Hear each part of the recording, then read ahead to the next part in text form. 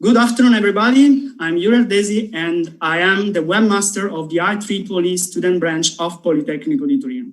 Today, I have the pleasure of welcoming you to the fourth IEEE PhD seminars. For those of you who are not aware of what PhD is, this is a series of seminars where our PhD candidates, and in some cases also PhD candidates of other universities, can discuss in public about their research topics. For today, we will have two guys from the electronics department of Politecnico di Torino, who are Farid El-Sarawi and German Spirito. Considering the format of this event in an online form, you can have the possibility to ask questions by commenting the YouTube video. After each of the speech, there will be some time for questions. We will ask questions for you, and the speakers will try to answer your questions. So I have the pleasure of welcoming the first speaker, who is Farid El-Sarawi, and he will give a speech which is entitled Light Trapping Enhanced Thin-Film 3-5 Quantum Dot Solar Cells. Farid El-Sarawi is pursuing his doctorate in electronics engineering at Politecnico di Torino under the supervision of Professor Federica Cappelluti. He earned his bachelor's and master's degrees summa cum laude in electronics engineering from the American University in Cairo. His research focuses on the modeling and design of high-efficiency 3-5 quantum dot solar cells using photonic management techniques. His doctoral research is conducted as part of the European H2020 project, Thin Quantum Dot Photovoltaic Cells, which has enabled him to undertake mobility periods at the Tampere University in Finland to perform experimental characterization activities. The aim of his work is to develop light-trapping enhanced TFQT cells as an enabling technology for high power to weight ratio space solar arrays. Please, Farid. Thank you, Yuri, for the introduction. I'll share the screen now.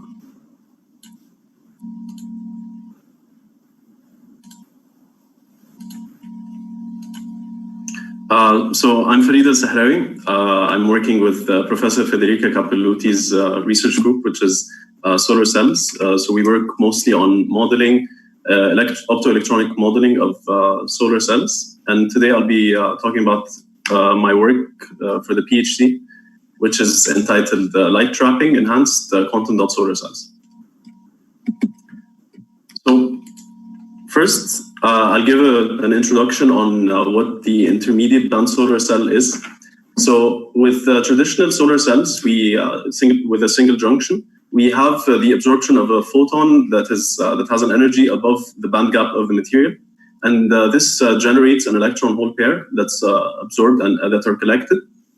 While with an intermediate band solar cell, we have this intermediate band material, which allows us to absorb two lower energy photons, which are equal to the energy of the total energy of the band gap. And so this allows us to achieve much higher efficiencies that are actually comparable to those achievable by multi-junction solar cells, which are in the range of 60% or even beyond that for solar concentration. And the intermediate band theory requires that we have very strong and similar first and second photo generation rates. And we also, this requires some optimization on the electrical side, but mostly we require some very high optical absorption. And then we have to have high half filling of the intermediate band, which means that the intermediate band layer, which is this one, is half filled to allow enough electrons to move from the valence band to the intermediate band, and then enough electrons to move out to the conduction band. And then, so what we're using are 3-5 quantum dots as this intermediate band material, because they allow us to have these confined states through their 3D confinement, and these quantum dots are embedded within the material. However, the challenge with the quantum dots is that this requires a very high absorption coefficient, which is difficult to achieve by growing, which is also only possible to achieve by growing a very large quantum dot stack. However, from practical standpoint, it's very difficult to get this large stacks, because you get defects in the material as well as an open circuit voltage penalty. We also have another issue with the intermediate band solar cells that have been fabricated in recent years. So the problem of thermal escape, which competes with the optical emission. So here we see that at very high solar concentration, this allows us to have optical emission. But then if the solar concentration is not high enough, we actually find that the carriers are escaping thermally. And so this competition is one of the main topics that we tackle in this work. And also, so this is, thermal emission is competing always with the second photon absorption. So this requires that we use these light trapping techniques. And so we see here that without light trapping, for the green line here, it requires a very large number of layers, which are around 1,000, just to overcome the single gap efficiency limit. And then when we use light trapping, so we increase the optical path length of the cell by 10 times, we can actually reduce the number of layers significantly to less than 100. But then by using full light trapping, which is 50 times the optical path length, we get a much lower number, or minimum number of quantum dot layers to overcome the single gap efficiency limit. And then this light trapping also affects the competition between the second photon absorption and the thermal escape. So without light trapping with the solid lines, we see that the second photon actually beats this thermal escape at very highest concentration, as we mentioned previously. But when we use light trapping for the dotted lines, we see that this competition is relaxed significantly. And so our work in this project consists of using these concepts.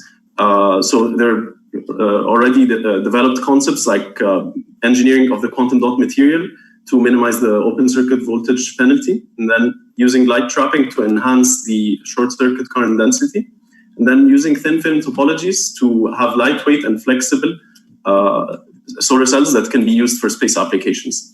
And combining these concepts together enables us to develop this TFQD concept. And so the TFQD project, which I've been doing my PhD as part of, basically combines them. So TFQD stands for Thin Film Quantum Dot. And we use also readily available technologies, such as molecular beam epitaxy, to grow the quantum dot stacks. And then we use epitaxial liftoff in order to remove the active region, so the active material of the solar cell, to get very thin film cells. And finally, we use nanoimprint lithography as the fabrication technique to get the photonic structures that will be discussed in this lecture. And this is all complemented by electrical and optical simulations. So what is the basic concept of light trapping? So as we see here on the left, we have a single pass of light where some of the light is absorbed in the absorber, which is the solar cell, and then some of it is transmitted, and in the beginning, some of it is initially reflected at the front surface. So what we aim to do is increase the amount of light that's absorbed. So if we add a backside mirror, this allows us to instantly double the optical path length, and this results in this factor of 2. So this gives us a better chance to absorb most of the light that's incoming. And when we see the current voltage characteristics, we see that the short circuit current density is enhanced, as well as in the external quantum efficiency around the band edge. But for the gallium arsenide cell, because the gallium arsenide is already absorbing a lot, we don't see a lot of enhancement. And so we focus mostly on the quantum dot region. The maximum limit for this kind of enhancement has been derived by the Jablonovich limit, which is around 4n squared when using a Lambertian scatter on the backside. So 4n squared is dependent on the material, where n is the refractive index of this material. And for our work, since Lambertian scatters are the maximum limit, we use periodic diffraction gratings to try to achieve the same amount of enhancement.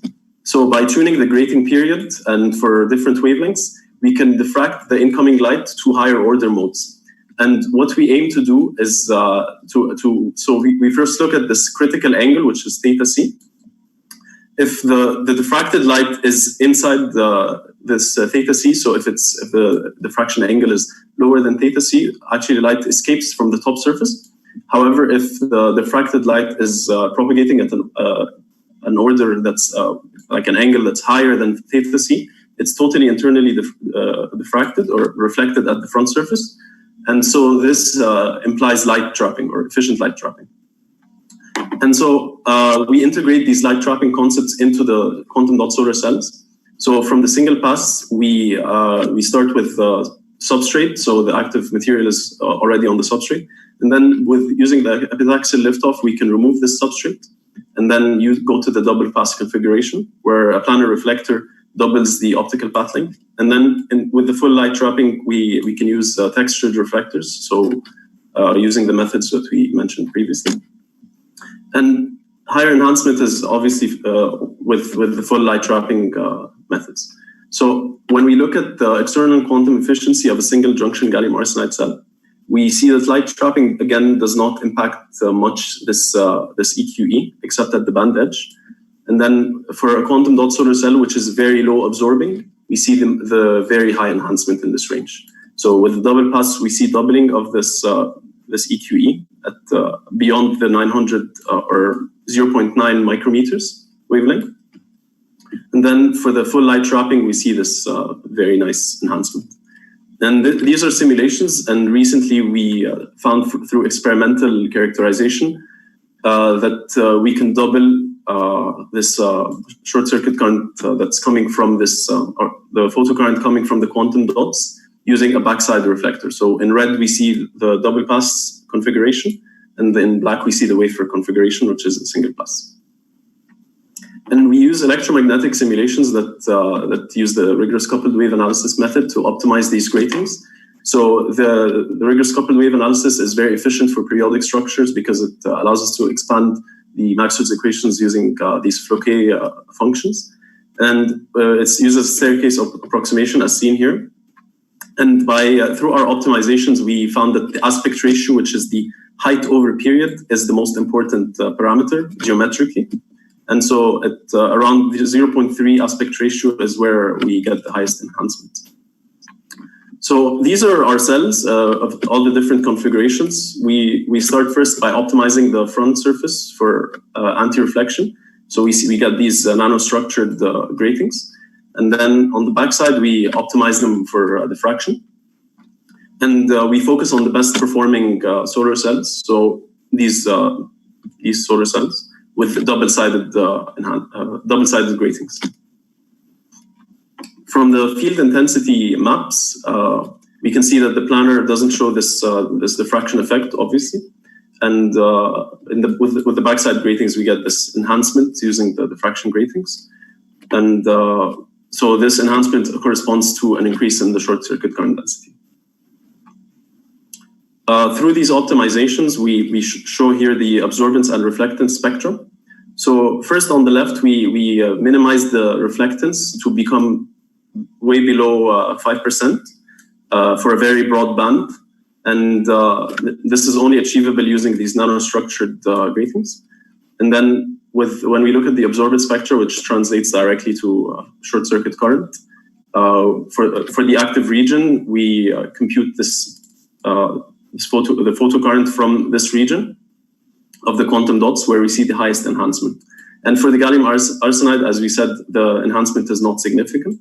But when we use this double-side gratings, actually the enhancement in the quantum dot region is very significant and allows us to enhance the efficiency in the overall cell. So this short circuit current density enhancement is one of our metrics. So we see that for the planar structure with the mirror, we get around 2 times enhancement. And then with only the backside, we get around 16 times. And finally, with the double side, we get up to 32 times enhancement.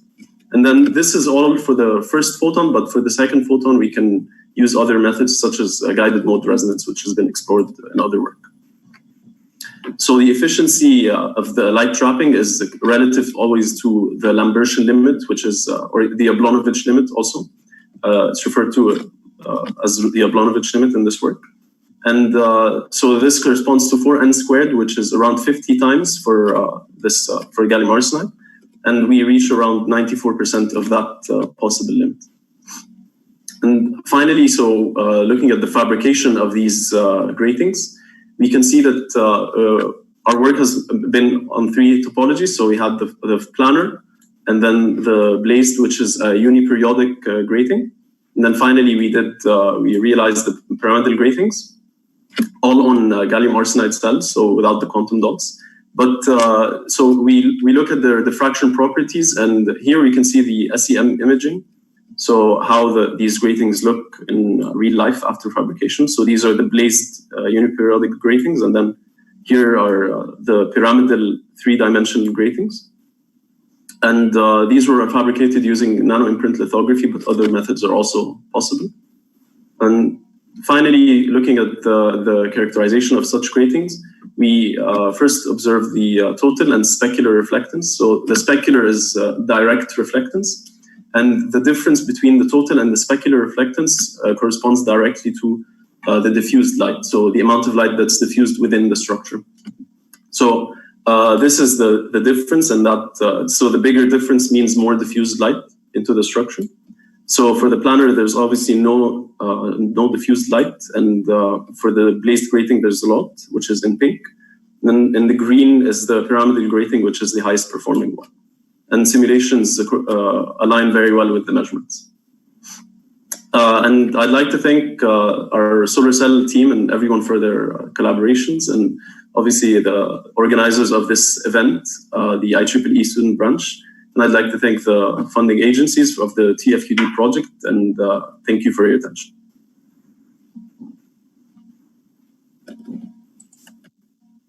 Okay, thank you very much, Farid, for your very interesting talk. I would ask to the people who is watching on YouTube, please, if you have questions, just write them down in the comments of the YouTube video. But I already have two questions. So you talked about simulation, but it's not very clear to me what you mean with simulation. I mean, do you use density functional theory? For the characterization of the material? No, you already have, for the gallium arsenide, and you already have a lot of models that are available. And for the quantum dots, we have our own in-house developed simulator that for the Poisson drift diffusion, so PDD simulations. And so most of the electromagnetic simulations do not require very intense models like the ones obtained with DFT. Okay. Second question revolves around the process variations, because you shown some different kind of nanostructures, right? Mm-hmm. And in one of the last slides. And did you try to simulate all these structures? What are the differences? So this slide, you mean, or the one before? Yeah, I mean this one. So yes, we for these structures, because they're very thick, because all of these ones do not have the epitaxial liftoff, and as well as the gratings. So these are all on wafer. So we did some electromagnetic simulations again, and these were the results, the ones on the right.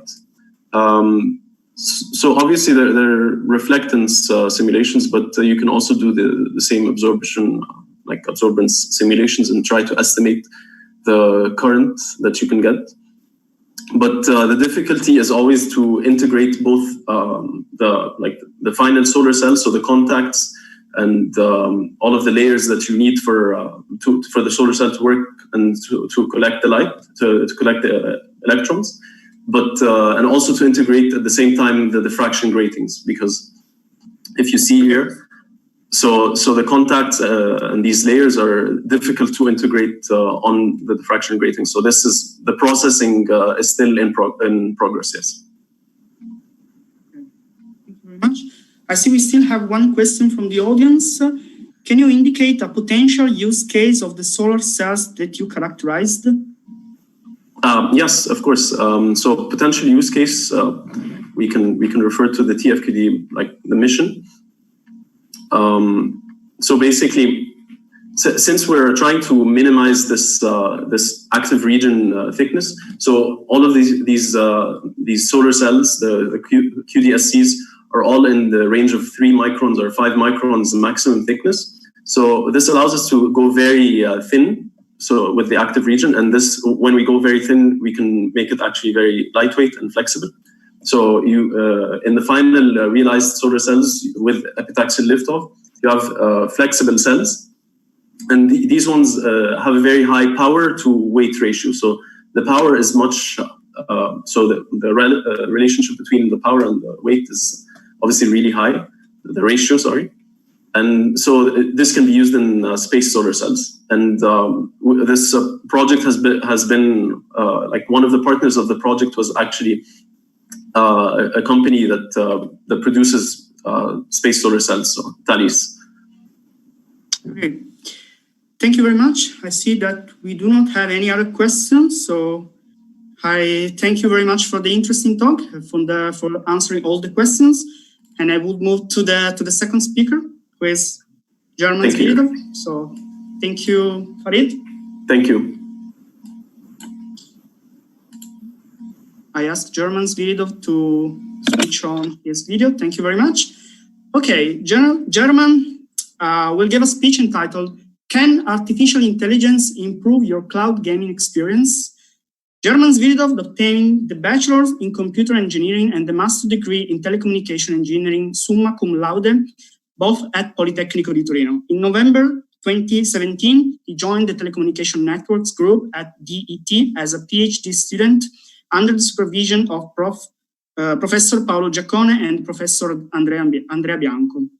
His main research interests revolve around programmable data planes for software-defined networks and flow scheduling for data center networks.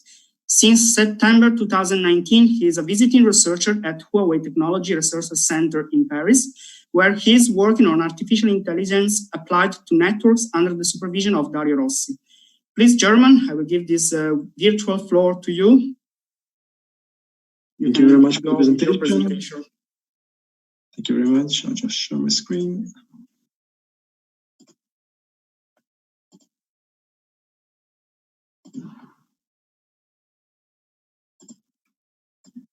Here we go. Okay, hello everybody. Today I'll be talking about something way less difficult than the previous talk. I will be talking about video games, and in particular about quality of experience assessment for video games by using artificial intelligence.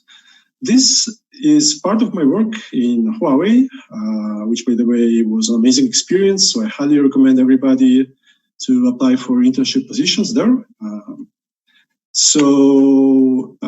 First of all, what's about the gaming industry? Well, you see, during the last few decades, the gaming industry has been observing a very rapid increase in the market share. At a certain point that in 2022, it is expected to reach $200 billion of market value, which is, by the way, more than the film industry in the US, just to give you a perspective on this. At the same time, people are trying to push video games to the Olympics, maybe in a desperate attempt to attract young people to this kind of events. And of course, when we are talking about monies, what we get is internet service providers around trying to offer you some premium plans for gaming, which supposedly provide you excellent gaming experience, which is something questionable. But the thing is that gaming still remains quite an expensive thing because you still need to buy the user equipment, you still need to spend a few grands for your gaming PC. So people at Google and NVIDIA say, hey, hold on, we're giving you a new kind of gaming experience. We're introducing NVIDIA GeForce Now and Google Stadia, which is our first commercial cloud gaming platforms. So instead of buying a new PC, what you do is you pay us some subscription fee, you buy a game and play the game on your phone. And what we'll do is to take your game and render it on our data centers, and we'll just send you the stream of your game. So you'll be just playing on your TV, on your phone, sending the commands to the data center of Google or NVIDIA, and as a response, you will get the stream of your game. Which is good, but by the way, just remember that we're still not able to support AAA games, so don't expect the new Witcher or the new Fortnite 5 to be run on our game, on our data centers. We can run some simple games, which is okay. But the thing is that I'm a network guy, so I don't care about what they do in their data centers from the point of view of marketing. What I care about is traffic inside the network. And if you take a closer look at the cloud gaming traffic, what you'll see is that it combines elements of traditional online gaming, such as low bandwidth, because you're only sending some metadata for actions, but at the same time, it requires low delay, because your actions must be sent to the server in order to guarantee some kind of interactiveness. And at the same time, it has elements of video streaming, because it still has to send you a video stream of your game, which requires high bandwidth but can support high delay. And the thing is that when you mix the two things together, what you get is input lag, which is something new in the gaming industry, because traditionally input lag was compensated at the user by running lag compensation algorithms. But in this case, the user doesn't have any kind of equipment, so you need to manage this. The thing is that in traditional video streaming, the network doesn't care whether you are watching a documentary movie or whether you are watching an action movie with Steven Seagal. In the case of games, maybe things will be different, because you see, games have different genres. First of all, you have some fast-paced games like action games or first-person shooter games. But on the other hand, you have some slow-paced games like strategy games, card games, or some kind of interactive fiction. And by the way, those games may be composed of different stages. So inside the same first-person shooter game, you may have a fast-paced game and a slow-paced, a fast-paced phase and a slow-paced phase. And you see, the latency has different impact of those on those games depending on their genre. For example, if you're playing Space Invaders and you have 100 millisecond latency, you'll spend most of your time at the title screen dead, basically. While if you're playing Farming Simulator, I doubt that you will notice a decrease in the harvest of your crops or whatever. So in order to understand the impact of latency on the games, what we need to do is to perform some quality of experiment assessment. Okay, but how do we do it? Well, traditionally, what you do is to take a game, and here we encounter our first challenge, that how to take a game if we have 25 new games released per day on Steam, if you see here in 2018. So, but let's skip this. We will get to it in a few moments. Then what you need is some human subjects. Okay, you take some humans, you make them play the game. But you must pay attention to make your human subjects different enough, because if they all some professional players who play 20 or 24 hours per day, maybe you'll get some results which are not usable for a broader audience. Okay, this is better.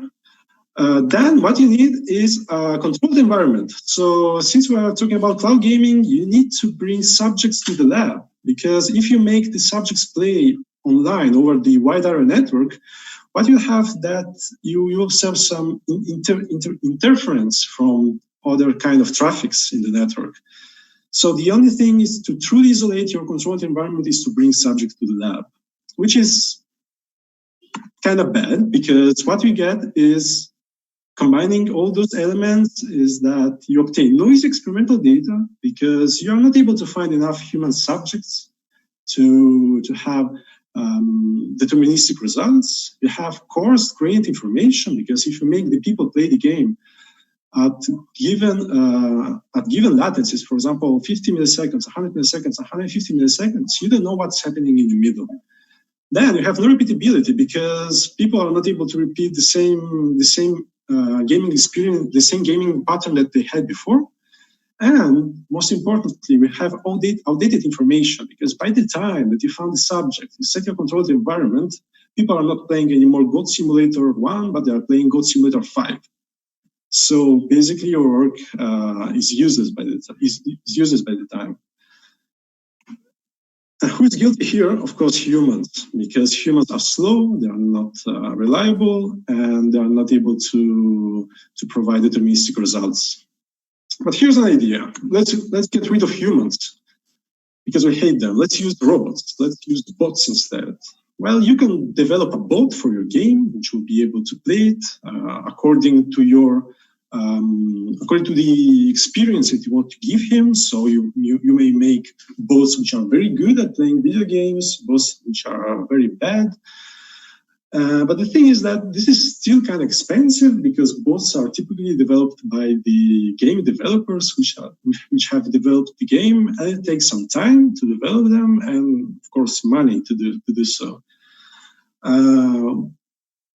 What concerns the controlled environment, you can run it in your lab because you don't have humans anymore, so you can simulate the game, simulate the network, and simulate, of course, the players.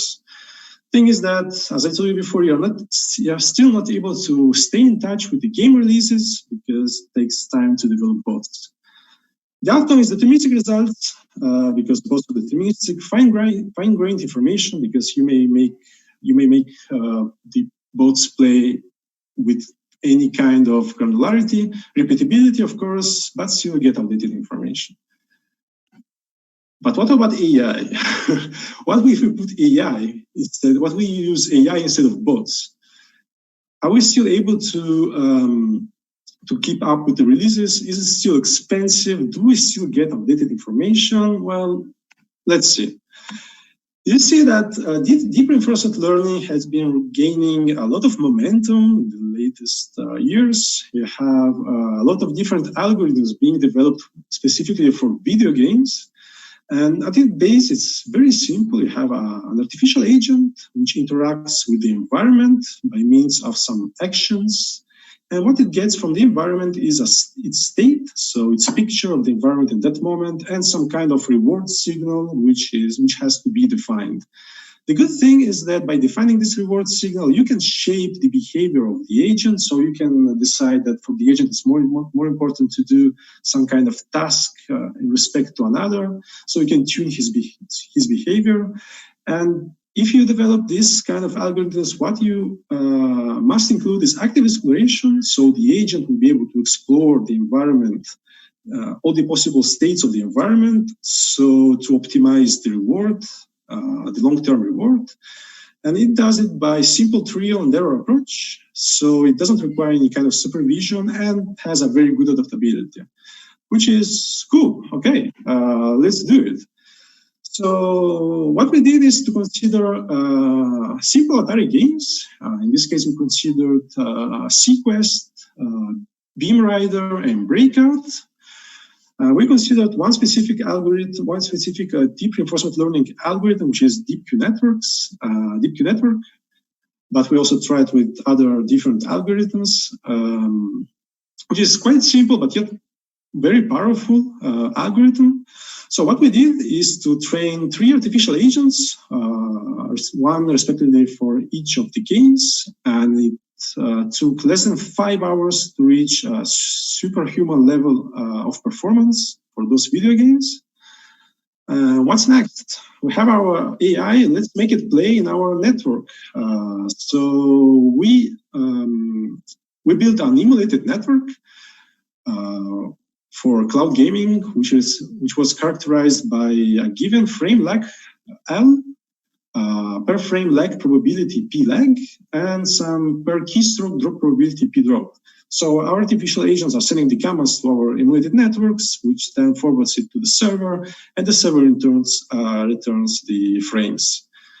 So what we observed is that when you increase latency, the performance of those 3 agents drops considerably, at the point that around 100 milliseconds, the games are not even playable anymore. Oh, by the way, here I'm using normalized average score for each game, where 1 is the maximum achievable score with 0 latency, and 0 is the random score. The same thing happens for drop probability, but still the drop probabilities, the curves are milder. So they are more tolerant to drop probability, and similar things happen for the lag probability. But hold on, I'm talking here about the performance, not the quality of experience. You see that there are a lot of studies which showed that the performance is closely linked to the quality of experience, because inexperienced players usually observe their performance degradation during the quality performance degradation, the quality of experience degradation. While this is not true for professional players, which are able to compensate for the latency. But this is something good because cloud gaming was developed for casual players, so we are happy with those results. So now that we have this, if we take a closer look, this part of the graph, we will see that Sequest is way more tolerant to latency than Breakout. In this case, its performance doesn't decrease at 50 milliseconds, while Breakout becomes unusable at 50 milliseconds. Okay, so let's go back a little bit. We were talking about the different network requirements for different games. And what we saw is that for Sequest and Breakout, we observed these different network requirements and different response to latency. So one thing that we can do, for example, starting from the previous results, is to apply some smart traffic prioritization inside the network. In this case, I have two concurrent sessions of Sequest and Breakout playing in the same network. One without traffic prioritization, one with traffic prioritization. In the first case, you see that the performance of Breakout is kind of small, while the performance of Sequest remains around 1, as we saw in the previous graph. While in the case of traffic prioritization, what we can do, for example, is to maximize the average performance of all the game sessions. So in this case, it coincides with strict priority scheduling inside the network. So what we do is to prioritize Breakout over Sequest. And what you can see is that the performance of Sequest drops to 0.75, around 0.75, but the performance of Breakout stays at stable 1. Which is kind of good. So what about future and current work? This was preliminary work, which will be published at Infocom, a workshop about network intelligence. What we're doing right now? First of all, one may ask itself, does the AI act like real humans? Well, I don't have the answer, but let's find out. If you go on this website, I will ask you to play some games and I will score your performance under some latency, and you don't know about the latency.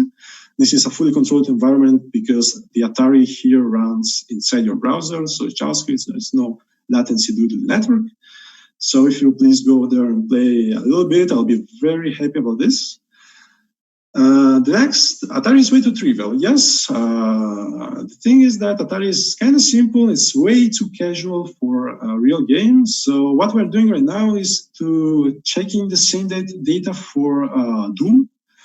And here is a simple dashboard which shows the performance of Doom artificial agents under variable of frame lag and histogram probability and lag probability. So real time results here. Finally, one thing that we're doing very actively right now is the fact that the AI that we train doesn't know about the lag because the AI has been trained without any lag. So what we're doing right now is trying to introduce this notion of AI inside our deep reinforcement learning algorithms in order to make it anticipate the present, because the AI observes the environment at a given state in the past. So it must learn to anticipate what is happening in the present. So in conclusion, what we did is to propose a methodology for AI-assisted game QoE assessment. We considered some cloud gaming scenarios with different Atari environments. And we performed some analysis of AI response to network conditions. And finally, we propose a simple average game score maximization via in-network prioritization. Okay, thank you. Okay, thank you, German. Very interesting talk. Again, I would ask to the people who is watching to the event to comment on the YouTube video to ask questions. But I see that in the audience, we already have 2 questions.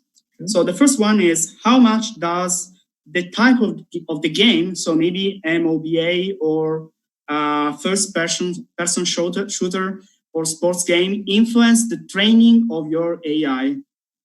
Well, in the case of first-person shooters or MOBA games, well, in the case of first-person shooters, we consider Doom, and it took 3 days to train to a reasonable extent. We still used some very easy algorithm, very simple algorithms. Here, there are a lot of different algorithms for first-person shooters. Well, in the case of MOBA, which I think may be similar to StarCraft, we still didn't try it, so we still need to investigate that part. And I suppose it will take longer, of course, to train, not 5 hours as for Atari, but we still need to check it. Okay, thank you. We have a second question. Do you think cloud gaming will replace consoles in the future? Probably. You still have the issue with the latency. If you're able to guarantee very low latency, as it is happening with 5G right now, which are advocating 1 millisecond latency, end-to-end latency, then yes, then you will be able to play on your TV without any kind of console. I'm pretty sure about this. Okay. Thank you very much. So I think there are no more questions.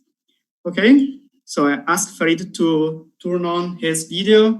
Generally, we give a certificate, but of course, in this case, we cannot give you by hand a certificate. So we have kind of a virtual certification for you, but we hope to give the certification maybe in the next months. So if Farid, please, can you switch on your video? Okay, maybe Farid has some troubles with the video, no problem. Okay, so I would like to say a few words before ending the video. Of course, I would like to say thanks to all the people who watched this video on YouTube, on our YouTube channel. I would like to say thank you to the speakers, so to German and to Farid for the very interesting talk.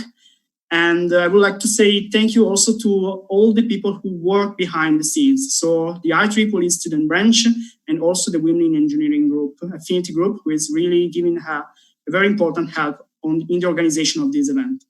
So for the next time, if you want to be the speaker, just write an email to us.